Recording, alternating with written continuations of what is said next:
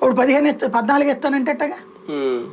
ఈయనకి ఎట్లా ఉంది, ఒక 7 ఇద్దాంలే అసెంబ్లీ, వాళ్ళు రాసింది 2-7 అని, 3-7 2-7 ఎట్లాగా.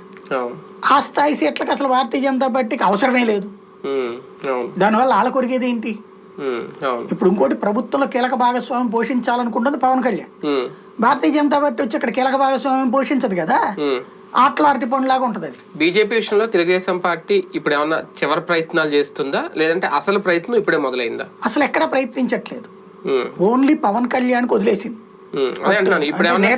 పాల ముంచినా భారం అయింది అని. ఇప్పుడు ఏమన్నా స్టార్ట్ చేస్తా, ఏం లేదు చేసేటట్టే చెప్పేవాళ్ళు కదా, మేము మాట్లాడుతున్నామని. ఏం లేదు కదా. 8వ తారీఖున ఫైనల్ మీటింగు, 14వ తారీఖున జాయింట్ బహిరంగ సభ అన్నారు. అంతేగాని అక్కడ బీజేపీ ప్రస్థానం ఎక్కడుంది అసలు? అయితే గీతే ఈ 2-3 రోజుల్లో పవన్ కళ్యాణ్ బీజేపీ అగ్ర నాయకత్వంతో మాట్లాడాలి. ఇంకా సైలెంట్ గా వీళ్ళ పనులు చేసుకుంటూ పోతే బీజేపీ ఇంకా అలా చోద్యం చూడాల్సిందేనా, ఒక డెసిషన్ తీసుకుంటారు? ఆల్రెడీ వాళ్ళు తీసేసుకున్నారు కదా, వాళ్ళు ఒంటరి పోరాటానికి ప్రిపేర్ అయిపోయారు, వాళ్ళ పని కూడా బిగిన్ చేసేసుకున్నారు. 25 పార్లమెంట్ స్థానాల్లో 25 పార్లమెంటరీ కార్యాలయాలు ప్రారంభించేశారు మొన్న. మాకు జనసేనకి ఎటువంటి సంబంధం లేదు, మేము 175 స్థానాల్లో పోటీ చేస్తున్నాం అని అధికారికంగా ప్రకటించినప్పుడు కదా పోటీ చేస్తున్నాం అని చెప్పేశారు వాళ్ళు. వాళ్ళు ఆల్రెడీ మన సోమవీర్రాజు చెప్పేశాడు కదా, 175